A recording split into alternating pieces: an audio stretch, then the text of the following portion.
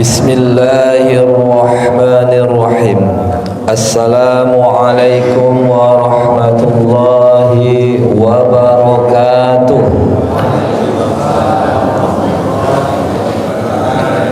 Alhamdulillahilladzi wafaqqal khairati ibadahul abrar. Ahmaduhu subhanahu wa ta'ala hamdan yudafi'u 'anil asrar. Wa ashhadu an la ilaha illallahul fattahul ghaffar. Wa ashhadu anna sayyidana Muhammadan 'abduhu wa rasuluhul mustafal mukhtar. Wa usalli wa usallimu ala sayyidina Muhammad wa ala alihi wa ashabihi al-ahyar salatan wa salaman unji bihima min azabin nar. Ayuhal hadirun bihazal majlis barakah fi awalin bi suratil Fatihah. A'udzubillahi minasyaitonir rajim. Bismillahirrahmanirrahim. Alhamdulillahirabbil alamin arrahmanir rahim maliki yaumiddin. Iyyaka na'budu wa iyyaka nasta'in ihdinas siratal mustaqim. Siratal ladzina an'amta 'alaihim ghairil maghdubi alaihim waladdallin. Amin. Ilahi ilmuka kafin anis su'alik fini bihaqqil fatihati su'ala wa karamuka kafin anil maqal akrimni bihaqqil fatihati maqala wa hasil ma fi dhamir ya Allah ya arhamar rahimin. Rabbi israh li sadri wa yassir li amri wa hlul 'uqdatam min lisani yafqahu qawli, amma ba'd. Segala puji bagi Allah yang tak terhingga, yang telah mengarahkan kita, menunjuki kita ke arah yang dimana saat ini kita berada di jalan yang insya Allah diberkahi dan menjadi jalan orang-orang yang menjadi pelaku, orang yang benar. Amin amin ya rabbal alamin.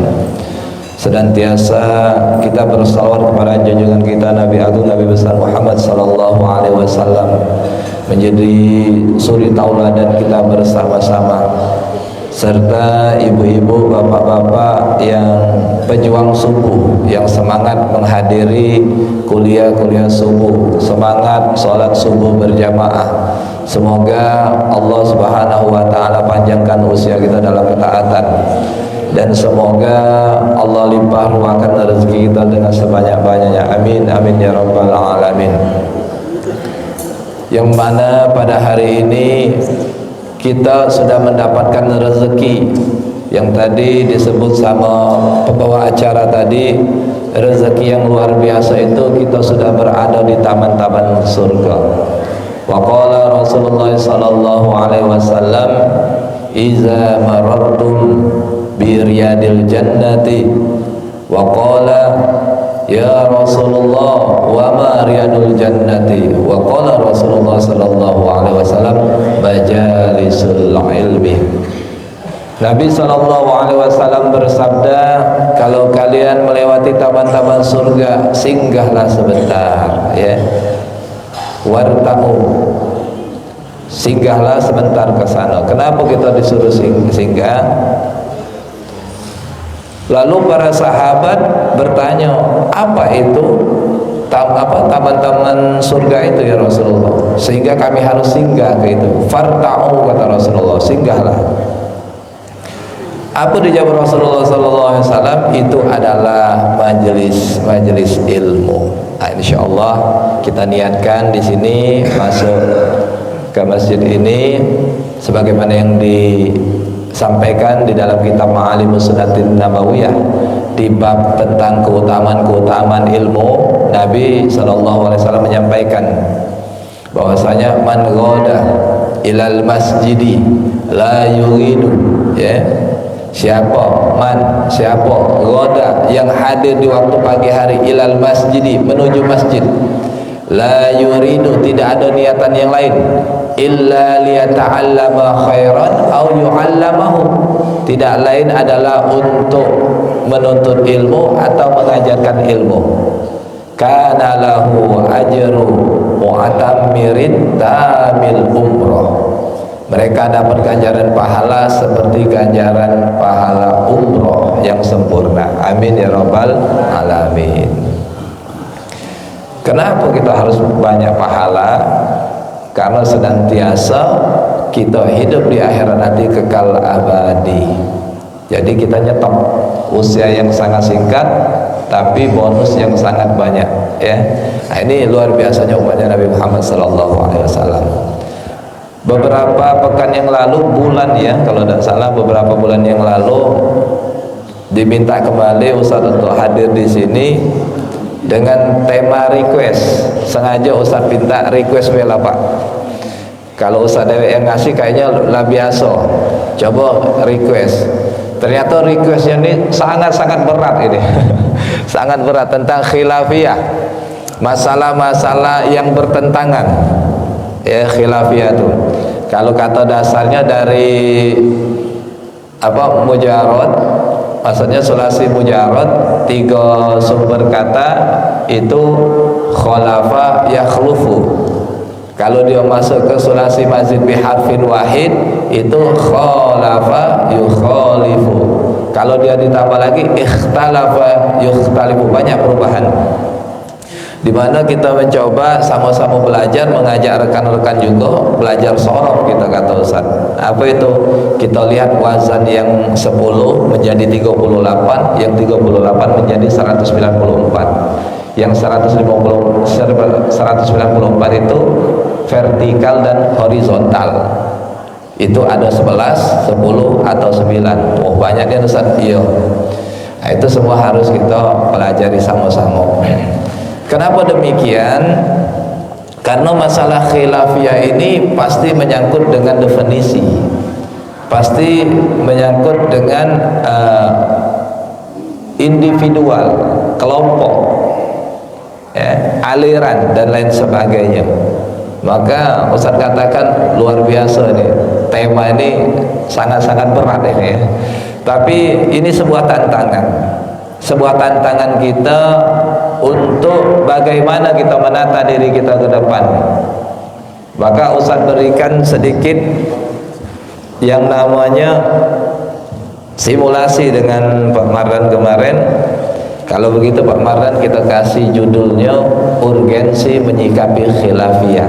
Hal yang sangat mendesak, hal yang perlu kita perhatikan untuk menyikapi masalah-masalah perbedaan-perbedaan pendapat ini, pertentangan-pertentangan ini. Kenapa? Karena ini akan menyangkut hal yang sangat luar biasa. Jadi bapak-bapak, ibu-ibu yang dimuliakan Allah Subhanahu wa taala dan generasi muda yang mulia, Ustaz hanya membagi 4 hal. Seperti biasa Ustaz membagi ilmu-ilmu yang Ustaz ajarkan, di sini Ustaz membagi 4 hal untuk kita ketahui kenapa terjadinya perbedaan tersebut dan sikap apa yang harus kita lakukan dari hal ini. Ustaz kasih contohnya, kalau pegawai bangunan diibaratkan rumah itu. Sebelum jadi rumah itu ada namanya apa, desainnya atau arsiteknya lah.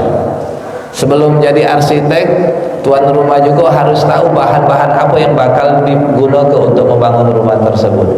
Dan bahan-bahan itu juga kita harus tahu ngambilnya dari mana.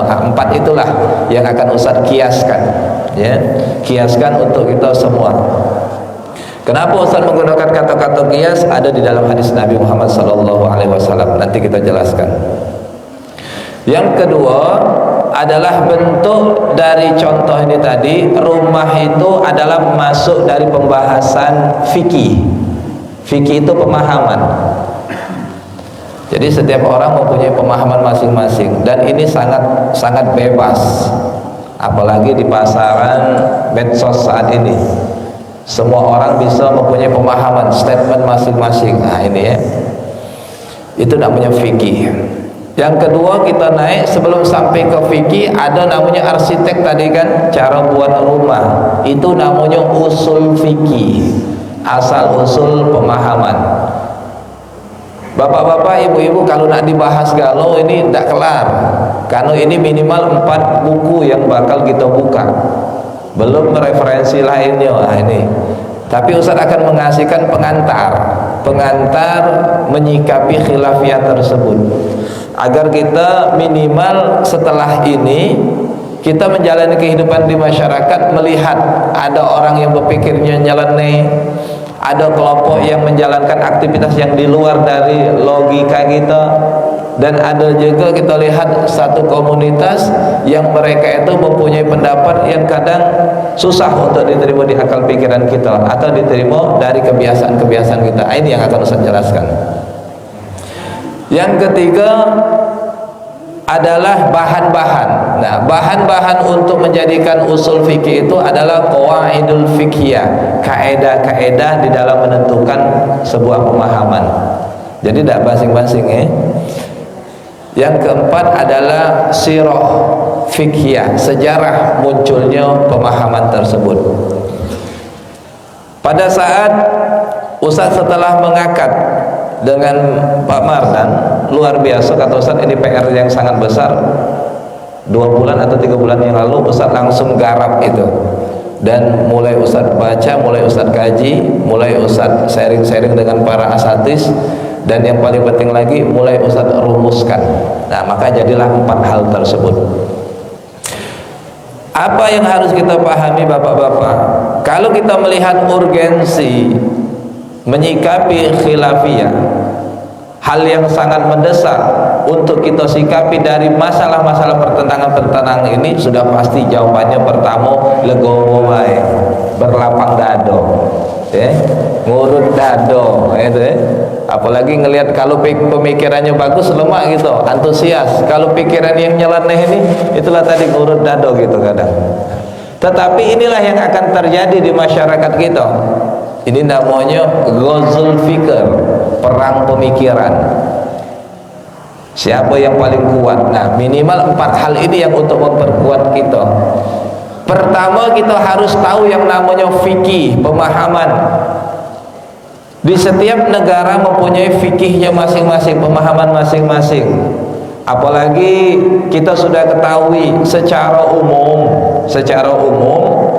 itu ada 4 mazhab, 4 pemahaman yang kita kenal namanya mazhab Maliki, Hambali, Hanafi, dan Syafi'i. Kita tidak ada masuk ke dalamnya, luas. Berarti ada juga yang khusus, ada mereka membuat sendiri mazhab, atau membuat metode sendiri, manhaj, atau membuat hal-hal yang berbeda. Ya, silakan. Tetapi secara umum 4 hal ini yang kita bahas. Apa itu? Dari keempat mazhab ini kita melihat banyak beraneka ragam hukum yang keluar. Ya, banyak contoh. Ustaz ambil contoh karena prioritas Ustaz di masjid ini adalah ngajar ketajwid Al-Quran. Kita contoh ke Imam Malik memberikan hukum membaca basmalah di dalam sholat itu makruh, mendekati haram. Imam Hanafi dan Imam Ahmad bin Hambal ini contoh kasus menghukumi membaca basmalah itu mubah, boleh dibaca, boleh tidak. Dan Imam Syafi'i yang kita anu di Indonesia ini menghukuminya itu hukumnya wajib membaca basmalah. Nah, tinggal kita yang baca buku masing-masing. Kebetulan kemarin waktu umrah, waktu haji, bapak-bapak beli buku atau dapat buku yang bermazhab Maliki, dapat penjelasannya. Wah, selama nih salah aku nih, deketin haram berarti baca sholat baca basmalah. Jadi balik ke Indonesia tidak kalah lagi baca basmalah. Nah, ini karena bacanya cuma siko. Tapi kalau kita bacanya banyak, tidak. Itu contoh kasus. Nah, inilah fikih. Dan masih banyak kasus-kasus lain yang akan menjadi masalah pertentangan kita selaku hamba, selaku umat, selaku tabi yang mengikuti, yang tidak tahu apa-apa. Intinya kita beli buku, baca, tidak ada berguru lagi kan. Setelah kemarin Ustaz buat statement dari matan Imam Jazari, kalau Allah punya murid namanya malaikat Jibril, malaikat Jibril punya murid namanya Nabi Muhammad, Nabi Muhammad punya murid namanya para sahabat punya murid tabi, dan seterusnya. Tabi punya guru Nabi Muhammad, sahabat, para sahabat punya guru Nabi Muhammad, Nabi Muhammad punya guru malaikat Jibril, malaikat Jibril punya guru Allah Subhanahu wa taala. Allah Subhanahu wa taala tidak punya guru. Nah, sekarang saat ini ada orang yang tidak perlu punya guru. Nah, berarti setara dengan Tuhan dia, hebat dia. Nah, itu kan. Ini sedikit statement untuk menggugah diri kita. Kenapa? Karena orang yang beli buku baca menganggap inilah yang benar. Nah, ini bahaya. Tanpa bimbingan, tanpa murabbi, tanpa orang yang mengarahkan, ini bahaya nih. Kenapa? Anggapannya inilah yang benar. Jadi kalau dia lihat di masyarakat tiba-tiba datang Masjid Al-Hakim ini, lihat makruh kalau di sini. Tidak pernah datang ke Masjid Al-Hakim, tiba-tiba sholat, baru balik umroh, ya. Dapat bacaan buku, makruh kalau baca malah datang ke sini belok jadi makmum, langsung dalam hatinya bergelur, pelaku makruh kalau ini. Nah, itu.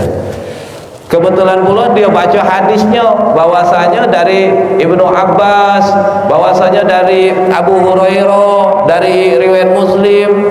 Ternyata hadisnya tidak membaca basmalah. Nabi langsung baca Alhamdulillahirabbil alamin. Oh, tambah yakin, punya dalil. Punya dalil, tambah yakin. Sahih pula. Ditulis di buku itu. Nah, tambah dia ngelawan dia. Siapa pembina di sini? Oh, langsung. Tolong kakek kalau sholat jangan lagi baca basmalah. Kenapa? Makruh hukumnya. Makruh itu dekati haram. Oh, ini hebat ini. Nah, ini maksud Ustaz. Sedikit ini masalah yang akan ada nantinya. Dan masalah-masalah yang lain sangat luas, banyak. Sudah sering kita lihat di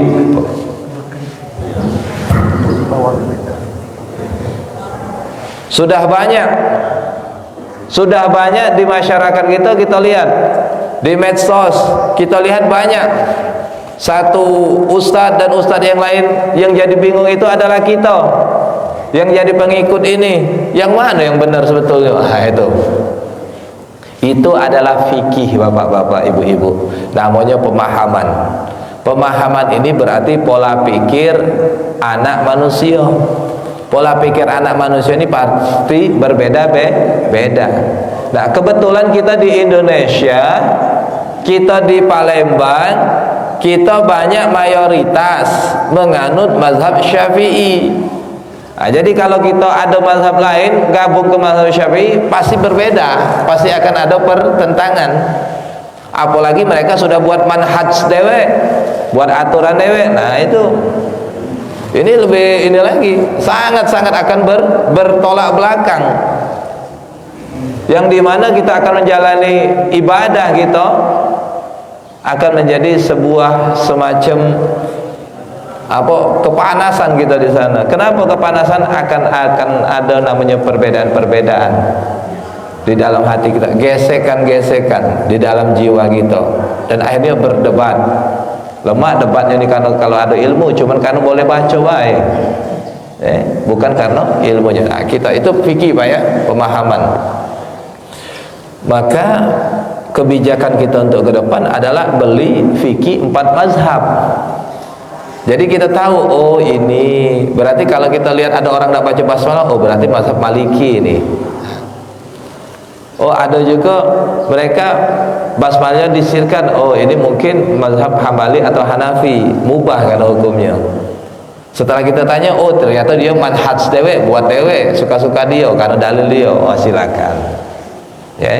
Jadi setelah ini kita tahu, akan sangat banyak kita maklumi, berlapang dada. Ternyata bapak-bapak ada juga dalil lain yang mengucapkan dari Ummi Salamah, istrinya Nabi.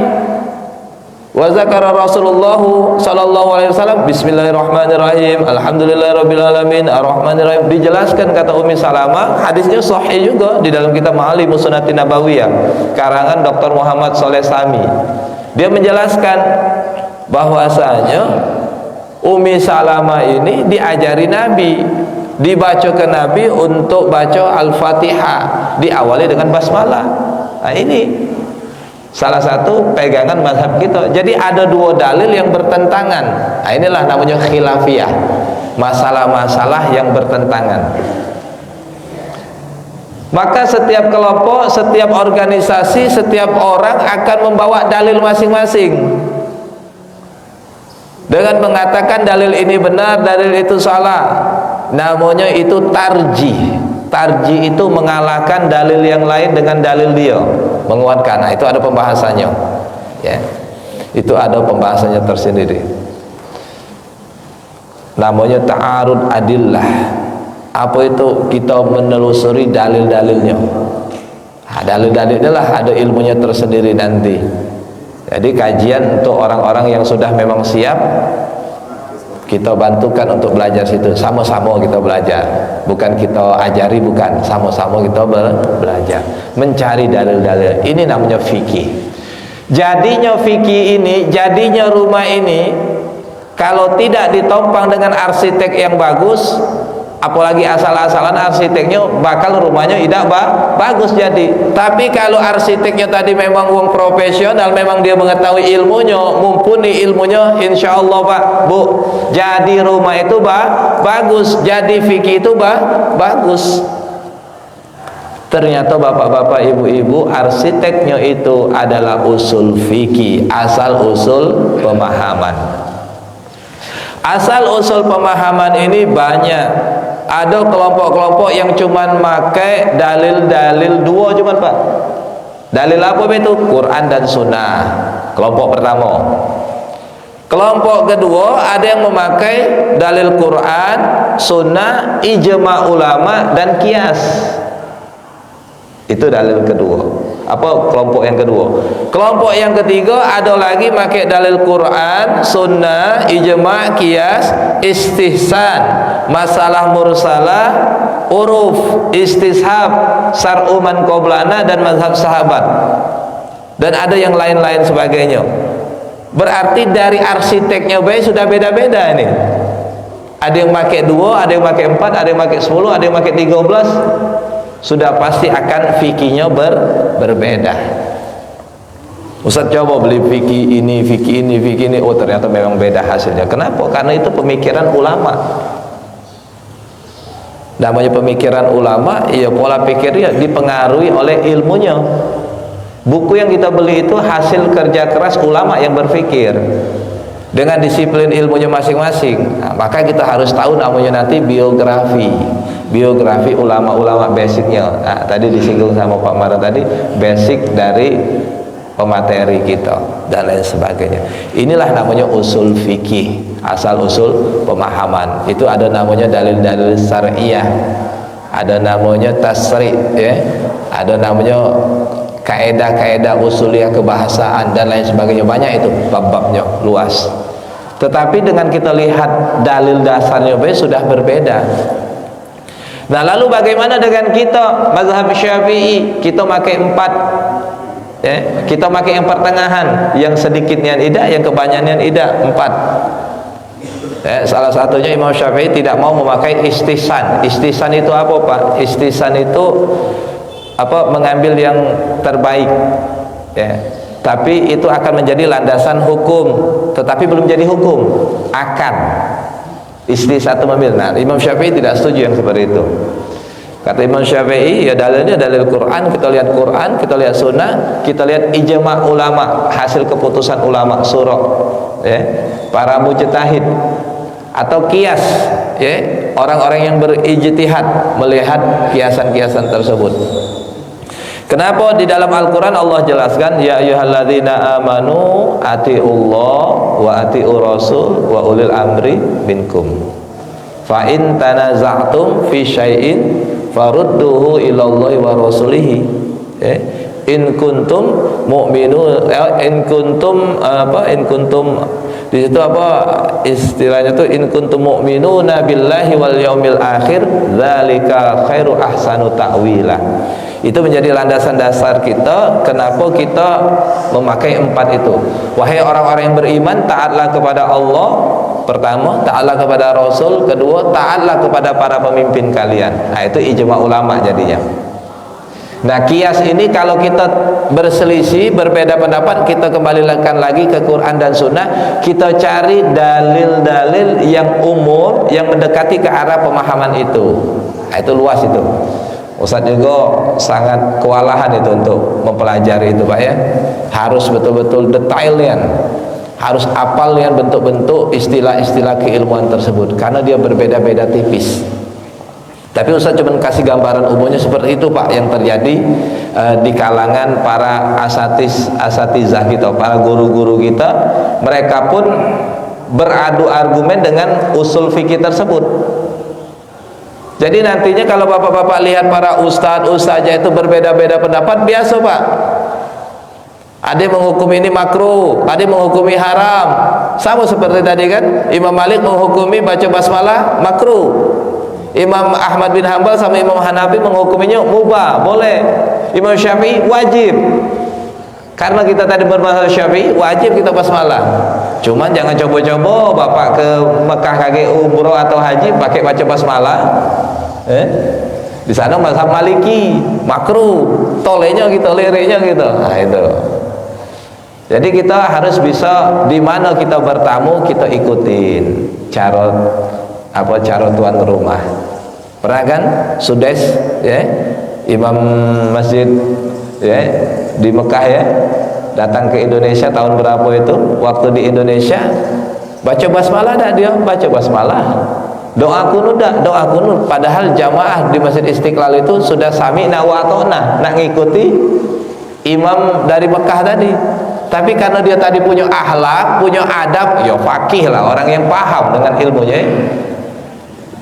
Orang yang paham dengan ilmunya dia ngerti, dia sedang bertamu ke Indonesia, tempatnya mazhab Syafi'i, ruang lingkupnya mayoritas orang bermazhab Syafi'i. Dia pelajari, buka bab fikih Syafi'i. Oh, wajib baca basmalah dia. Bertamu, tapi waktu balik lagi, alhamdulillah. Namanya itu mereka taklid, mengikuti dengan aturan yang ada. Sama kayak kita kan, sekolah negeri ini sama sekolah negeri ini, sama-sama sekolah negeri, tapi beda aturan, tergantung pemimpinnya. Nah itu yang harus kita sikapi, maka legowo lah gitu. Nah yang jadi masalah kita nih, ada yang tidak paham dengan seperti ini, akhirnya menggebu-gebu mengatakan ini salah, mengatakan ini kafir, mengatakan ini sesat, mengatakan ini bid'ah, mengatakan ini najis. Dengan mudahnya mereka mengatakan, tetapi tidak mau mengerti dulu apa yang dipakai dalil-dalil oleh saudara-saudari kita. Ini kan kenapa? Karena semangat hijrah tadi, karena baru sadar Islam itu seperti ini, baru hijrah, baru nak balik. Wong lah siap-siap, dia baru nak balik, wong lah siap-siap nak berangkat lagi. Nah, maksudnya apa? Coba kita baca lagi dulu, perbanyak lagi bacaan kita, perbanyak lagi guru kita. Jangan monoton. Kalau monoton nanti jadinya fanatik. Nah, fanatik ini bahaya. Kenapa? Karena setiap para asatis dan asatizah itu punya kredibilitas, kekuasaan ilmunya masing-masing. Dan ada juga kekurangannya. Nah, yang kita ambil kelebihannya, yang kekurangan kita maklumi karena kapasitas. Kadar kita terbatas. Nah, ini yang harus kita maklumi. Maka kita harus memperbanyak guru tadi. Itu namanya usul fikih. Salah satunya contoh di situ Pak ya. Jadi beda. Di mana lagi dalil Nabi kenapa kita memakai ini? Maaf Ustaz contohkan di mazhab Syafi'i supaya kenapa kita pakai 4 dalil ini Pak. Mu'az bin Jabbal itu ditanya oleh Rasulullah SAW, kaifa takdi ya Mu'az idza urida laka qada. Hei Mu'az, kata Nabi, apabila kau nanti nak dikirim dia ke Yaman, Nabi kan diutusnya sahabat-sahabat tuh sesuai dengan basicnya ilmu masing-masing, diutus ke negara-negara. Nah ke Yaman, kalau kau dihadapkan dengan suatu perkara, apa yang kau lakukan? Apa jawab Mu'az bin Jabbal? Agdi bi kitabillah, aku akan berpendapat dengan kitabnya Allah, Al-Quran. Fa'illam, kata Rasulullah, fa'illam tajid fi kitabillah, bagaimana kalau kau tidak dapat di kitabnya Allah, di Al-Quran? Fabis sunnati Rasulullah sallallahu alaihi wasallam, aku akan melihat itu, merujuk itu ke sunnahnya Nabi Muhammad sallallahu alaihi wasallam, hadis-hadis Nabi. Fa'illam tajid fi sunnati Rasulullah sallallahu alaihi wasallam, bagaimana kalau tidak ada di dalam sunnah? Nah, ini dijawab oleh Mu'az bin Jabal. ajtahidu bi ra'yi, aku akan berpendapat dengan akalku, analogiku, kias ini namanya, ya. Wala alu, dan aku berhati-hati. Nah, ini yang terjadi di masyarakat kita. Namanya kias itu zonni, dugaan. Kalau dugaan ini kalau ketemu dalilnya Quran, dalilnya sunnah yang qat'i, yang mutlak, maka kita tabi mengikuti, luntur ini, melebur. Tapi kalau kita tidak dapati, maka kita menggunakan dalil itu. Itu kias. Dan akhirnya kata Rasulullah SAW waktu dijawab itu, Rasulullah merestui, fadaraba Rasulullah SAW sadrahu, maka Rasulullah menepuk-nepuk dadaku. Apa kata Rasul? Alhamdulillahilladzi waffaqqa. Yang Ustaz buka tadi, pembukaan tadi. Segala puji bagi Allah yang telah mengarahkanmu, menunjukimu ke jalan yang benar. Yang Ustaz buka tadi, alhamdulillahilladzi wafaqqal khairati ibadahul abrar. Cak nyoba Ustaz buka itu ucapan Nabi yang Ustaz tuh, yang dikatakannya kepada Mu'az bin Jabal, yang selama ini Ustaz buka di dalam setiap majelis-majelis. Kadang Ustaz ganti-ganti majelis, ganti-ganti pembukaan. Nah, salah satunya ini adalah pendapat ucapan Nabi Muhammad kepada Mu'az bin Jabal, alhamdulillahilladzi wafaqqa Rasulillahi sallallahu alaihi wasallam. Ya. Kenapa? Segala puji bagi Allah yang telah mengarahkanmu, ya, wahai utusan Allah, wahai utusan Rasulullah sallallahu alaihi wasallam. Yardallahu, dan Allah meridainya, Rasul meridainya. Nah, ini dalil. Hadisnya sahih. Nah, inilah namanya usul fikih, asal usul pemahaman. Kenapa kita mengikuti pemahaman Imam Syafi'i? Boleh tak kita nak ngikut yang boleh, asal kita punya ilmunya, asal kita punya dasarnya. Tapi Pak, Bu, di Indonesia ini mayoritas mazhab Syafi'i. Jadi supaya lebih aman, lebih lemah, Bapak pelajarilah kitab-kitab bermazhab Syafi'i. Jadi tidak ada mengalami bentroknya sangat dahsyat. Tapi kalau Pak Dahri kira-kira nak pindah ke Mekah minggu depan, tahun depan, Ustaz saran ke Pak, belilah kitab-kitab mazhab Maliki. Kenapa? Ngikuti aturan di sana. Nah, jangan bawa mazhab Syafi'i lagi di sana, ribut Pak. Nah, itu. Seperti itu yang terjadi. Tiba-tiba biasa kita pakai basmalah, ada tiba-tiba ngucuk-ngucuk orang datang jadi imam enggak baca basmalah. Biasa kita baca doa kunut, tiba-tiba ujung-ujung udah jadi imam udah baca doa kunut. Nah, ini kita berdasau. Walaupun kita tahu, tapi ini biduni akhlak, biduni adab. Tidak ada akhlak, tidak ada adab. Kenapa? Waktu dia datang di tempatnya mazhab Syafi'i, di tempat masjidnya Syafi'i, dia ngelawan arus. Nah, tidak boleh. Tapi tugas makmum, tugas pengurus memakluminya. Ngapo? Oh, mungkin dia belum tahu. Dianggapnya ini mazhab dia. Kita maklumi. Kenapa? Karena ini biduni adab, tidak ada akhlak, tidak ada cara.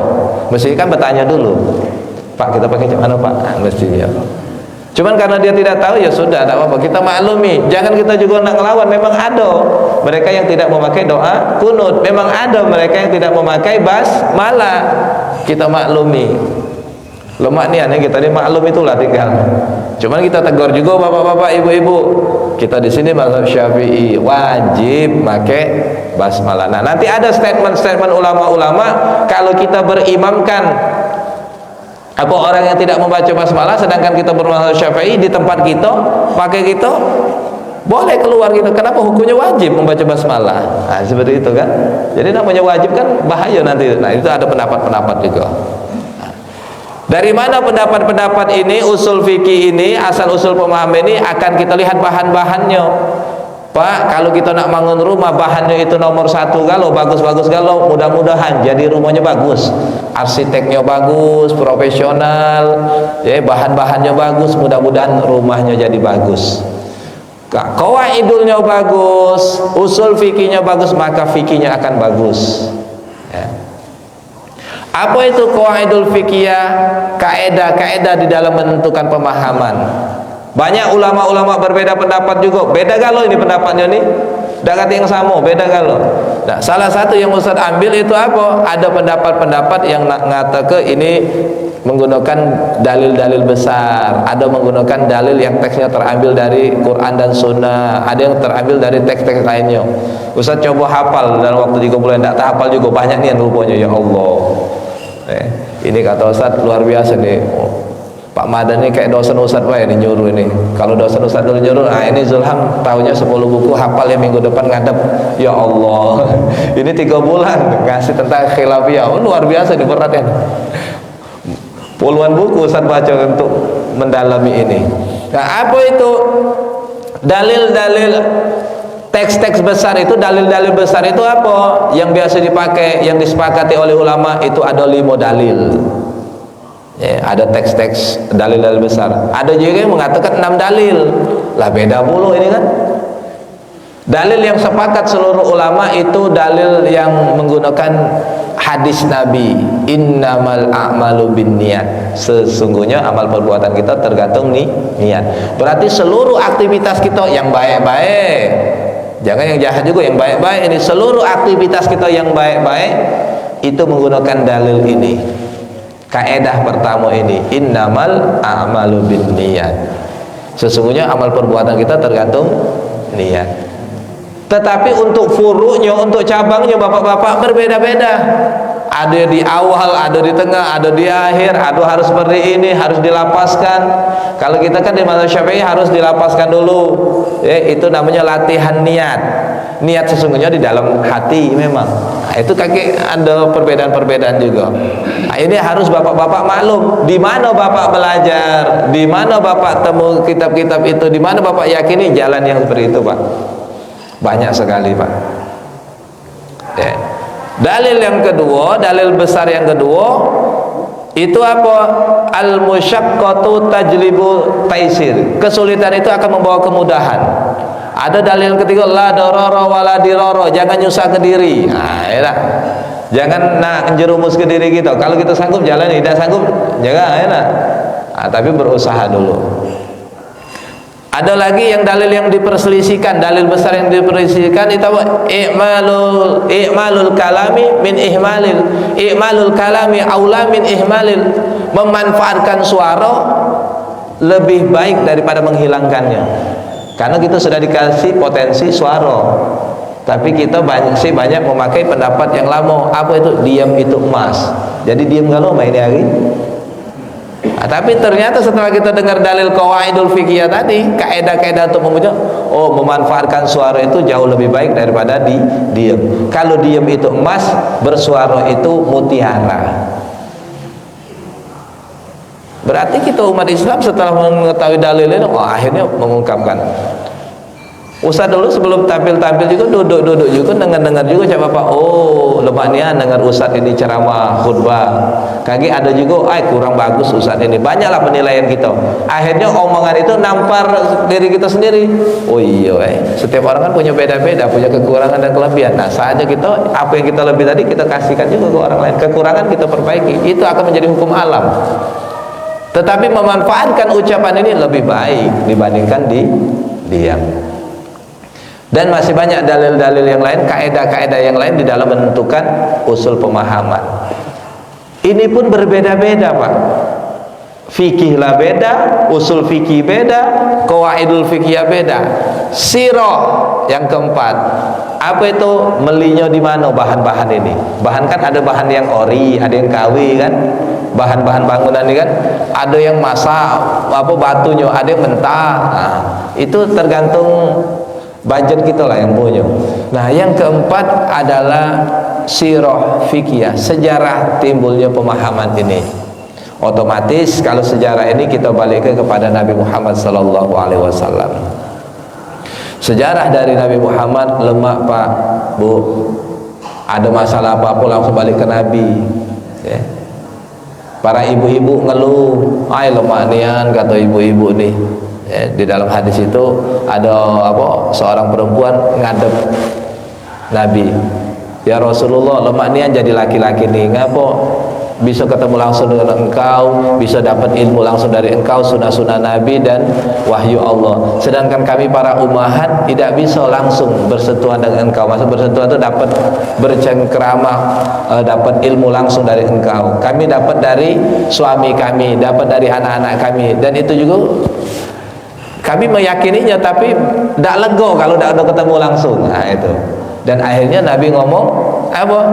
Kalau mah itu ya sudah, datang di hari ini, di rumah ini, di rumah ini.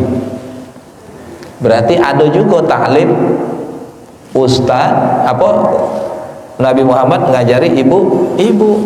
Tapi sekarang kita apa? Ada yang membantai itu. Oh, betino sama betino, ladang sama ladang. Nah, itu bahaya juga ini kan. Ada khilafiyah seperti ini yang dimunculkan. Apa itu perbedaan yang seperti ini? Akhirnya bentrok lagi. Ada ibu-ibu yang datang ke masjid, oh dalilnya sebaik-baik perempuan itu di rumah. Nah, lihat dulu di tempat yang tersembunyi dan sebagainya. Ya Allah, lihat dulu dalilnya. Itu dalilnya konteksnya di mana? Coba lihat bagaimana peradaban di Arab itu. Nah, mungkin ibu-ibu, bapak-bapak yang sering umrah, yang sering haji tahu kan, kalau nak naik mobil betina dulu apa lanang dulu disuruh? Lanang dulu. Kalau nak turun betina dulu. Kalau betina dulu naik mobil sisip dikit laju itu. Kenapa? Ada ininya. Kita lihat keadaan tempat tersebut dan lain sebagainya. Maka ditelusuri hadis-hadis ini. Maka kita undang guru-guru ahli hadis, pakar hadis yang betul-betul mereka di bidangnya menelusuri itu, kaget dikajinya. Hadis itu ada namanya ulumul hadis, ilmu-ilmu tentang hadis. Nanti di situ ada namanya Tahzibul Kamal. Tahzibul Kamal itu kitab yang untuk menelusuri biografi hadis. Ya Ustaz juga punya Pak itu Pak untuk telusuri. Karena ada kalanya Ustaz baca kitab-kitab itu hadisnya sahih, melok baik kita tadi. Tabi kan, ikut baik atau di dalam kitab hadis itu sahih, kita melok baik sahih. Nah, tapi ada kalanya di dalam diri ini jangan melok-melok baik, coba cari dulu jalannya ada beda. Kita ambil satu hadis, Zainul Qur'ana bi aswatikum, hiasilah Al-Qur'an dengan suara kalian. Maksud hiasilah ini adalah gunakan dengan apa? Dengan tajwidnya. Fardu ain menggunakan tajwid waktu membaca Al-Qur'an. Belajar ilmunya fardu kifayah. Oh, banyak hukum-hukumnya. Kita lihat hadisnya, kita angkat siapa perawinya. Kita catat perawinya, lalu kita lihat di dalam kitab itu besar. Baru tahu oh hadisnya sahih. Kalau nyingok di kitabnya sahih, itulah yang kita sumbar-sumbar. Tidak tahu rupanya di dalam ketikan tadi, percetakan tadi salah ketik, rupanya doib, mardud pula, palsu. Kita baca sahih. Ini bahaya juga nih kan. Jadi kitab-kitab itu harus kita telusuri lagi juga. Maksudnya apa? Jangan ditelan mentah-mentah. Bisa jadi ada percetakan yang salah ketik dan lain sebagainya. Itu banyak terjadi. Banyak timbulnya masalah-masalah itu. Maka sikap kita yang paling utama adalah ibu-ibu, bapak-bapak berlapang dada legowo. Sikap yang kedua, cuman jangan berlapang dada, belajar gitu, telusuri itu, agar jangan sampai ragu-ragu. Al-yakinu la yazulu bisyak. Keyakinan itu tidak bisa dihilangkan dengan keraguan-raguan. Bagaimana untuk menimbulkan? Ini kaidah ini. Bagaimana untuk menimbulkan itu? Belajar. Dengan belajar kita yakin. Nah, mudah-mudahan dengan Ustaz buka sedikit seperti ini, pengantar ini, terbuka jadi setiap orang itu mempunyai dasar-dasar pemikirannya, dalil-dalilnya. Kenapa terjadinya khilafiyah, terjadinya masalah-masalah perbedaan pendapat, pertentangan ini? Karena terjadinya ada dua dalil yang sama. Dua dalil yang sama, Al-Quran sama Quran misalnya, sunnah sama sunnah, sunnah sama kias, kias sama kias. Ini yang akan menimbulkan pertentangan kalau di dalam mazhab Syafi'i. Tapi kalau mazhab lain sudah pasti beda, tidak usah kita bahas lagi. Nah, itu kita fokus di mazhab Syafi'i. Tapi kalau kita untuk mengeluas lagi, boleh kita baca kitab mazhab-mazhab lain untuk sebagai wawasan, sebagai pengetahuan kita, untuk saling menghargai, saling memaklumi, bukan sebaliknya saling menjustis. Wah, itu kafir itu. mudah nian kita mengatakan kafir saudara kita. Wah itu sesat itu, seluruh yang sesat itu neraka itu. Akhirnya dah galak bergaul dengan kita dan lain sebagainya. Ini bahaya, ini fatal ini. Ini fatal. Kenapa? Karena taklid buta. Apa itu taklid buta? Mengikuti sesuatu tanpa ilmu. Lemah kalau benar kan? Nah, itu maka kita harus belajar lagi seperti itu Pak ya. Maka sikap kita yang paling awal itu bapak-bapak ibu-ibu adalah berlapang dada, memaklumi perbedaan-perbedaan di antara kita di dalam memahami sebuah pemahaman. Yang kedua, semangat kita bersungguh-sungguh untuk belajar. Tadi sudah disampaikan pembawa acara bahwasanya kalau ada taman-taman surga, singgahlah. Apa itu taman-taman surga? Majelis-majelis ilmu. Kita tidak melihat siapa uangnya, tapi kita lihat ilmunya, apa yang disampaikannya. Kita juga harus basiki diri kita dengan ilmu pengetahuan. Apa itu? Dasar-dasarnya. Pengen tahu tentang pemahaman fikih, maka kita harus belajar ilmu usul fikih. Pengen tahu tentang usul fikih, kita harus belajar qawaidul fikih, kaidah-kaidah untuk menentukannya dan lain sebagainya. Maka ilmu alat ini menjadi tolak ukur kita untuk filter atau standarisasi kita untuk menjalani kehidupan beragama. Agar apa? Agar tidak melenceng. Alhamdulillah saat ini masyarakat sudah lama tertidur, 50 tahun, 60 tahun tertidur. Kenapa? Selama ini kita menganggap bacaan Al-Fatihah kita sudah benar. Tapi setelah kita terbangun dengan adanya standarisasi ilmu tajwid, kita baru terbuka, oh ternyata ini kita semangat untuk belajar itu. Kenapa? Selama ini kita membaca Al-Quran tidak berdasarkan ilmu, belum yang lain-lain sebagainya. Fikih selama ini kita sudah puas. Di tempat lain Ustaz ada keluhan juga, Ustaz selama ini kami dengar ceramah, alhamdulillah bagus, taman-taman surga. Ngaji fikih, ngaji lainnya alhamdulillah bagus, jadi dengar ke pendapat-pendapat ulama-ulama. Tapi Ustaz ada pertanyaan dari jamaah kami, bagus dah Ustaz. Ngapa? Ada jamaah kami yang bertanya, bagaimana kalau kita belajar ilmu alat juga? Jangan selama ini kita melo-melo, baik. Coba sekali-sekali kita juga tahu, ikut terjun bagaimana cara mengelola ilmu tersebut. Oh itu namanya ilmu alat kata Ustaz. Tauhid ada ilmunya ilmu tauhid, fikih ada ilmunya ilmu fikih, Al-Quran ada ilmunya ulumul Quran, semuanya ada ilmunya. Nah waktu kita ingin menjalankan sesuatu dengan ilmunya, mudah-mudahan kita akan stabil. Kenapa buat kita syak, buat kita ragu-ragu? Karena kita tidak stabil, tidak ada standarisasinya. Kalau diibaratkan sekarang ini belum sertifikasi, belum ada sertifikatnya untuk menjalankan buka praktek tersebut. Akhirnya kan kejadian di beberapa masjid-masjid ada dokter-dokternya yang tidak ada tersertifikasi. Lalu pertanyaan Ustaz, cak mana dengan Ustaz? Alhamdulillah Ustaz sudah terstandarisasi di MUI kita. Tahun berapa itu kita ikut ujian di sana, standarisasi sebagai seorang mubaligh, seorang dai yang siap untuk terjun di masyarakat. Itu di standarisasi dulu, harus ada syarat-syaratnya, tidak mengundang perpecahan, jangan sampai menyampaikan sesuatu yang fanatik yang akhirnya taklid buta. Itu ada syarat-syaratnya, diuji gitu, ujian tertulis, ujian lain sebagainya. Nah ini namanya aturan yang ada di Indonesia, MUI. Di Arab beda lagi. Nah kita harus mengikuti standarisasi ini. Agar apa? Agar kita ada yang mempertanggungjawabkan kita. Ilmu ini kita harus berguru.